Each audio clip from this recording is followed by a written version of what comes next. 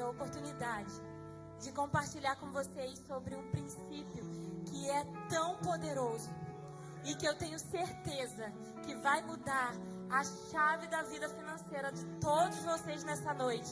Vocês recebam essa palavra com muita expectativa e com muita alegria no coração de vocês, porque muitas vezes, quando a gente fala sobre dinheiro dentro da igreja, muitos corações se fecham.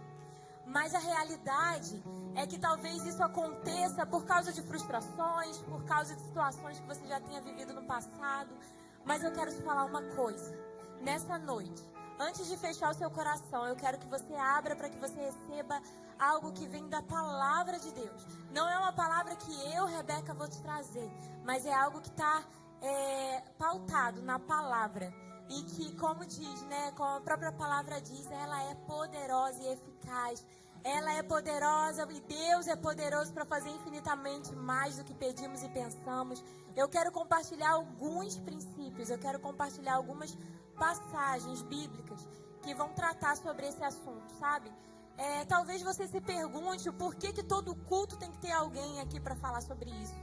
E se essa é a sua pergunta, eu quero que seja bem claro para você nessa noite que esse não é um momento para convencimento.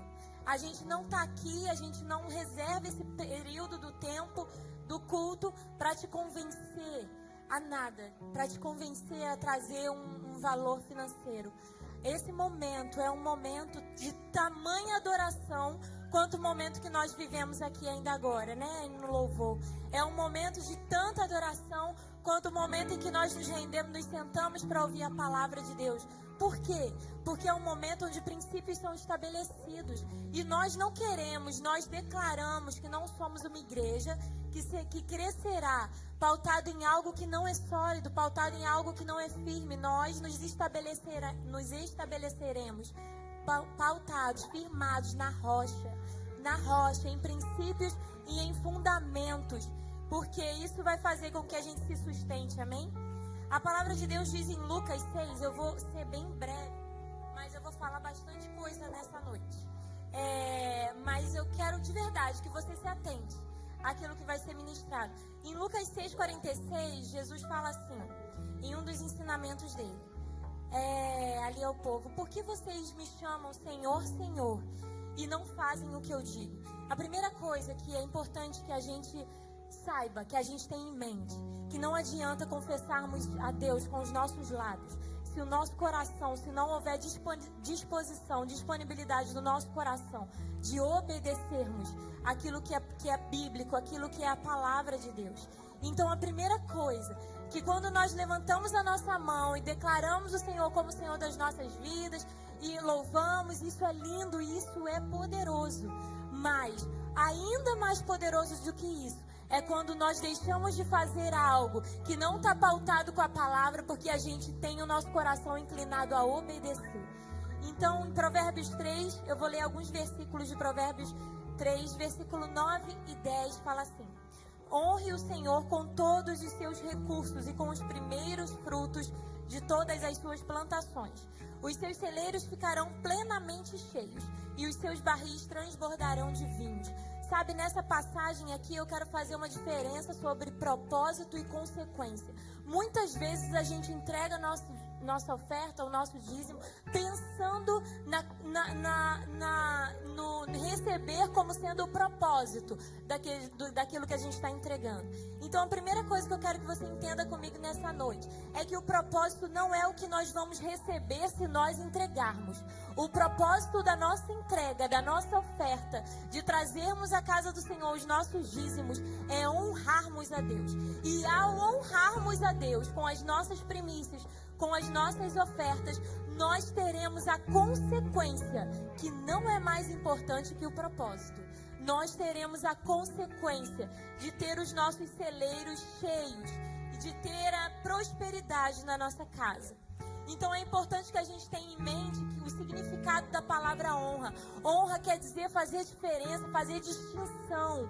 E quando nós honramos a Deus, nós estamos colocando Ele no lugar de senhorio na nossa vida. Nós estamos dando ao Senhor o primeiro lugar, o lugar de honra, o lugar que lhe é devido, o lugar que só deve ser ocupado por Ele. E o que está, Deus, quando nessa noite a gente vai participar da Santa Ceia, e Deus, quando Ele entregou o seu Filho, quando Jesus ele morreu na cruz, Ele morreu no nosso lugar para que nós fôssemos resgatados. Antes nós éramos escravos do pecado e nós fomos resgatados por Cristo através do seu sacrifício. Nós fomos redimidos. Então, a partir desse momento, nós fomos livres do senhorio de Satanás, livres do pecado, e nós nos submetemos ao senhorio de Cristo. Então, nesse lugar de resgate, nós deixamos de nos submeter ao pecado e passamos a nos submeter a um outro Senhor. Ao único Senhor que é digno das nossas vidas. E então é importante a gente ter esse entendimento de que se nós declaramos Deus como Senhor, nós precisamos estar submissos, servi-lo com o nosso coração, servi-lo com o nosso entendimento, servi-lo com os nossos talentos, com os nossos dons, e servi-los também com as nossas ofertas, servi-lo também com os nossos recursos. Amém? E é importante, eu quero ressaltar aqui 3 pontos, bem rápidos. O primeiro ponto é o que Deus quer a partir da honra. O que Deus quer? Em Malaquias, eu vou ler alguns versículos de Malaquias aqui. Malaquias capítulo 1, versículo 6. Começa falando assim: o filho honra seu pai e o servo seu senhor. Se eu sou pai, onde está a honra que me é devida? Se eu sou Senhor, onde está o temor que me devem? Pergunta o Senhor dos Exércitos a vocês, sacerdotes. São vocês que desprezam o meu nome. Até o versículo 10. Mas vocês perguntam, de que maneira temos desprezado o teu nome? Versículo 7. Trazendo comida impura ao meu altar. E mesmo assim, ainda perguntam, de que maneira te desonramos? Ao dizerem que a mesa do Senhor é desprezível. Na hora de trazerem animais cegos para sacrificar, vocês não veem mal algum. Na hora de trazerem animais aleijados e doentes como oferta, também não veem mal algum. Tentem oferecê-los de presente ao governador. Será que ele se agradará de vocês? Será que os atenderá? Pergunta o Senhor dos Exércitos. E agora, sacerdotes, tentem apaziguar Deus, para que tenha compaixão de nós. Será que com esse tipo de oferta ele nos atenderá? Pergunta o Senhor dos Exércitos. Se um de vocês fechasse as portas do templo, assim ao menos não acenderiam o fogo do altar inutilmente. Não tenho prazer em vocês, diz o Senhor dos Exércitos, e não aceitarei as suas ofertas. Nessa passagem, nessa palavra, Deus ele está ali condenando a atitude do coração de um povo que, ao invés de trazer a ele animais impuros como deveria ser, como havia sido estipulado, eles estavam trazendo animais aleijados, animais cegos, animais que não eram preparados para o sacrifício ao Senhor, que não deveriam ser entregues. E Deus ele fala no versículo 10 algo que é muito forte. No versículo 10 ele fala: se um de vocês fechasse as portas do templo, assim ao menos não acenderiam o fogo do altar inutilmente. Não tenho prazer em vocês, diz o Senhor dos Exércitos, e não aceitarei as suas ofertas. Ele fala, não aceitarei as suas ofertas. Aqui ele está demonstrando que ele não aceita qualquer tipo de oferta. E isso é muito importante antes da gente entregar algo aqui ao Senhor.